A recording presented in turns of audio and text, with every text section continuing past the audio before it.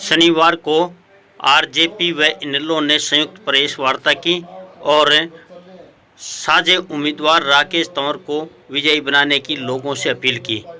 RJP उम्मीदवार राकेश तंवर व इनेलो जिला अध्यक्ष जय भगवान पहलवान ने कहा कि बीजेपी व कांग्रेस एक ही थाली के चट्टे बट्टे हैं और दोनों से ही लोग मुक्ति चाहते हैं।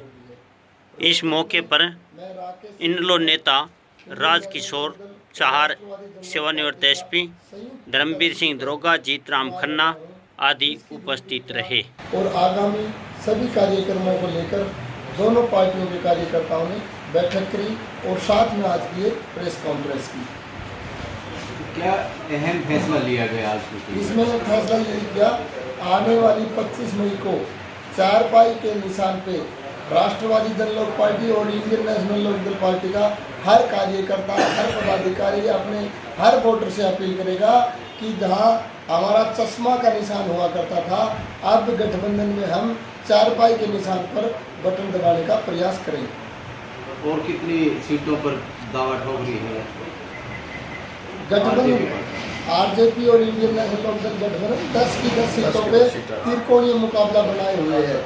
जैसे कि हमारे नेता चौधरी अभय सिंह चौटाला जी पूरे क्षेत्र में बहुत ही मजबूती के साथ चुनाव लड़ रहे हैं और दोनों कांग्रेस और भारतीय जनता पार्टी के जड़ों को, चूल्हों को हिला के रख दिया है। पूरे क्षेत्र का राजपूत समाज के साथ साथ वहाँ के 36 बिरादरी के लोग चौधरी अभय सिंह चौटाला जी के साथ पिछले 1-1.5 महीने से आप सभी देख रहे होंगे, आज अखबार, टीवी, मोबाइल, प्रिंट मीडिया सब ये बात लिखने को मजबूर हो गए कि अभय सिंह चौटाला ने बड़ी बड़ी नेशनल पार्टियों के छक्के छुड़ा रखे हैं और निसंदेह ही पूरे क्षेत्र के साथ साथ हरियाणा की सभी सीटें गठबंधन जीतेगा। तो और सब कई संगठनों ने अभय सिंह चौटाला या आपकी जो गठबंधन है उसको समर्थन किया। क्या हम इसको तीसरा मोर्चा मान लें, बीजेपी और कांग्रेस? हरियाणा में तो तीसरा मोर्चा नहीं, आप पहला मोर्चा गिने कि आप देख रहे जिस तरह भारतीय जनता पार्टी के प्रत्याशियों को लोग गांव में नहीं घुसने दे रहे, युवा भारी रूप से आक्रोशित है, दुखी है, विरोध कर रहे हैं और ये अग्निवीर नाम की एक गलत योजना युवाओं के ऊपर थोपी है भारतीय जनता पार्टी ने, उसका पूरे प्रदेश और देश में इतना भारी विरोध है। अगले 10 दिन में आप देखना घुसने नहीं देंगे। 9 तारीख को हरियाणा में एक बहुत बड़ी महापंचायत हुई थी, आप देख रहे थे, वहाँ राजपूत समाज के युवाओं के साथ साथ महाराणा प्रताप जयंती में आए सभी लोगों ने लोटे में नून डाल के कसम खाई थी कि भारतीय जनता पार्टी के किसी भी नेता, प्रणेता, कार्यकर्ताओं को गांव में घुसने नहीं देंगे।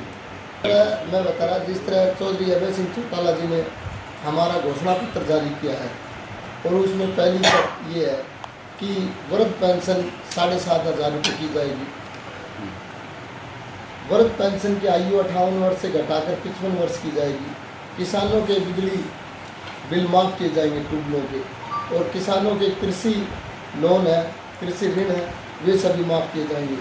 और अग्निवीर योजना को सत्ता में आते ही पहली कलम से तुरंत प्रभाव से खत्म किया जाएगा। एक देश, एक सेना, एक विधान होना चाहिए, लेकिन राजनाथ सिंह इस देश के रक्षा मंत्री और नरेंद्र मोदी इस देश के प्रधानमंत्री, दोनों ने इस देश की सेना का, इस देश के जवान का, इस देश के जवान के जवानी का सबका बेड़ा गर्क कर दिया है। आप देखिए, ये दोनों के दोनों बूढ़े 75-75 साल के बूढ़े जनता से भीख मांग रहे हैं कि हमने 15 साल का एक मौका और दो, जबकि हमारे युवा अच्छे तगड़े गाभरू दौड़ भाग में सब में अव्वल, पढ़ाई लिखाई में अव्वल, मेडिकल में बिल्कुल फिट होता, वही तो आर्मी में जाता है। और 4 साल में सरकार उसको अयोग्य घोषित कर रही है और खुद 10 साल से बैठे सीट पे 15 साल की भीख मार रहे। हमारे जवान को 4 साल में अयोग्य घोषित कर रहे। आप देखो, सेना पे 2 जवान हो, एक कच्चा और एक पक्का, क्या गोली देख के लगेगी कच्चे वाले को लगेगी या पक्के वाले को लगेगी? आप तो उसको शहीद का दर्जा भी नहीं दे रहे, आप उसको कैंटीन की सुविधा तो नहीं दे रहे, आप उसको पेंशन नहीं दे रहे, तो आप ये क्या पैमाना बना रहे हैं? एक देश में सेना को भी तोड़ दिया आपने, और फिर क्या आप बताएं ये बात कि क्या वो सीमा की रक्षा नहीं करेगा? जो अग्निवीर में हमारे भाइयों को, बच्चों को आप ले रहे हो, क्या उसको गोली चलाने का अधिकार नहीं है? क्या उसकी सीमा पे ड्यूटी नहीं लगेगी? क्या आतंकवादियों से वो सामना नहीं कर सकता? यदि ये सब काम करने के लिए आप उसकी ड्यूटी लगा रहे हो तो उसको वो बच्चे क्यों नहीं जो एक दूसरे सैनिक को है। तो सेना में भी आपने भेद कर दिया। पहले तो आपने धर्म में हिंदू मुस्लिम से लड़वाया, फिर एक जाति को दूसरी जाति से लड़वाया, अब आपने सेना में भी भेद कर दिया। 1 महीने से हम लग रहे हैं तो भारतीय जनता पार्टी और कांग्रेस से लोग बहुत ज़्यादा दुखी और नाराज़ हैं, तंग आ चुके हैं।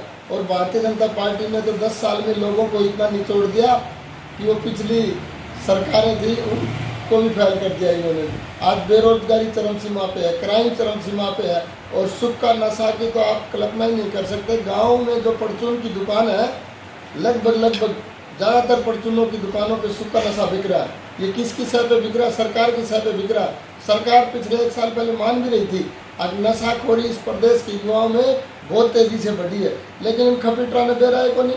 अब किस तरीके से उस नशाखोरी को, इस क्राइम को, उस भ्रष्टाचार को रोके? ये तो बस लग रहे हैं कि उसकी कुर्सी हटानी, उसकी लगानी, उसकी तोड़नी। 15 तारीख को हमारे झज्जर जिले के सभी इनेलो के पदाधिकारी और कार्यकर्ताओं की संयुक्त रूप से एक बैठक है, और उसके बाद आपको दिखाई देगा कि ये रोहतक का चुनाव त्रिकोणीय मुकाबले में होगा। इस सरकार ने ये जितने भी भ्रष्ट काम है सारे इनके पल्ला ला रखे हैं। नशा और बेरोजगारी 1 नंबर पर हरियाणा कर रखा है इसने, इस सरकार ने। बेरोजगारी के सभी युवा और सभी इस सरकार से परेशान है बहुत ज़्यादा। वोट तो सभी की है, लेकिन हमारा कार्यकर्ता अपना तन मन धन से राकेश जी के साथ खड़ा है और अपने बहुत ज़्यादा से ज़्यादा वोटों से जिताएंगे। 2 करोड़ रोजगार, क्या 2 करोड़ रोजगार मिला युवाओं को? उसके बाद वो क्या कहता है, मैं किसानों की डबल आय करूँगा। क्या रहा? उन्होंने अपना जो MSP था उसके लिए स्ट्रगल करना पड़ा किसानों को। उनको लाठीचार्ज हुई, उनको दिल्ली में घुसने भी नहीं दिया। उन्हें कितना क्या काले कानून बनाए, और लोग जो है ना, किसान लोग वहाँ इकट्ठे हुए दिल्ली की तरफ। 700 लोगों की साथ होती, और उन्होंने 700 लोगों की जान दे हुई जब जो है ना उसने वापिस लिया। तो ये तो अब जो है ना लोग बाग समझ चुके हैं। एक नया फॉर्मूला निकालता है ये गवर्नमेंट। अब यहाँ देख लो, अभी भाई ने बताया सुख का नशा, कितने किस्म के नशा आ गया। नौजवान अपना भटक गया है। नौजवान जो है ना उसको रोजगार नहीं है, रोजगार नहीं है तो वो जो है ना उसमें चल रहा है, कोमा में जा रहा है लोग, और डिप्रेशन में है, क्योंकि उनका दिखाई नहीं देता, उनका भविष्य नहीं दिखाई देता। इधर से अग्निवीर बना दिया। एक ही किसान को या देहात को एक चीज़ नज़र आया करती, आखिरी आर्मी। वो आर्मी भी ख़त्म कर दी 4 साल में। क्या रहेगा 4 साल में जो है ना, क्या कर लेगा वहाँ? सीख के आएगा, फिर यहाँ क्या पकड़ेगा? अब हथियार, क्या क्राइम बढ़ेगा। हुड्डा ने क्या किया था, आपने यहाँ 11 लाख से लेके और 20 लाख तक अक्वायर कर दिया। वही ज़मीन आज 5 करोड़ की बिक रही है। क्या SEZ उसने दिया था? SEZ स्पेशल इकोनॉमिक जोन, उसमें आपने पता ही है स्पेशल इकोनॉमिक जोन में क्या होता है। अब उसमें हर सुविधा देंगे, फैक्ट्री आएगी, कॉलेज बनेंगे, हॉस्पिटल खोलेंगे, तो इससे जो है लोगों का रोजगार मिले। लेकिन उसने क्या किया, जातियाना कैबिनेट की मीटिंग करके और वो SEZ को ख़त्म कर दिया। अब क्या है, रिलायंस का वो क्या मेट सिटी बना दिया। वो एक जो है ना प्लाट देखो, 200 गज का एक प्लाट करोड़ों में जा रहा है। तो ये क्या है?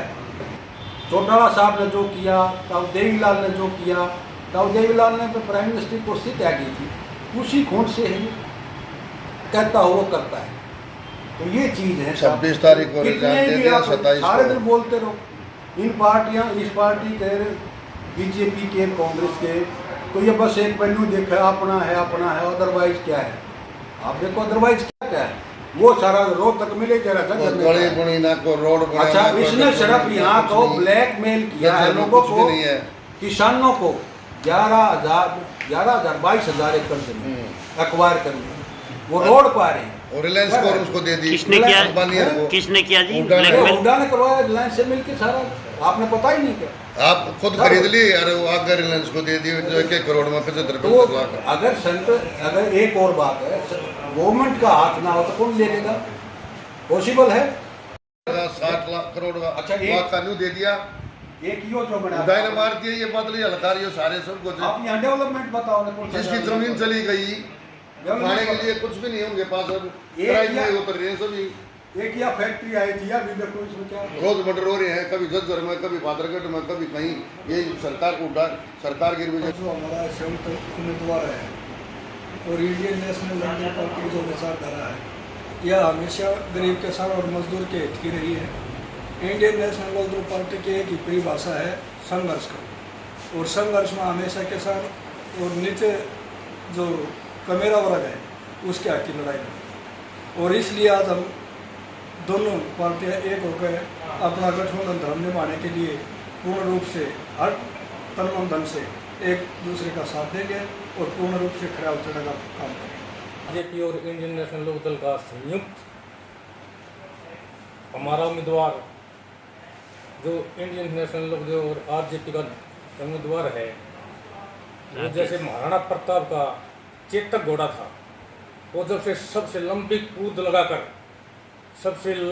लगाकर वो लोकसभा में जाएगा और हमारा लोकसभा के अंदर हम सबसे ज़्यादा वोटों से मिलाकर सबसे लंबी कूद मिलाकर ये लोकसभा में भेजने का काम करेंगे।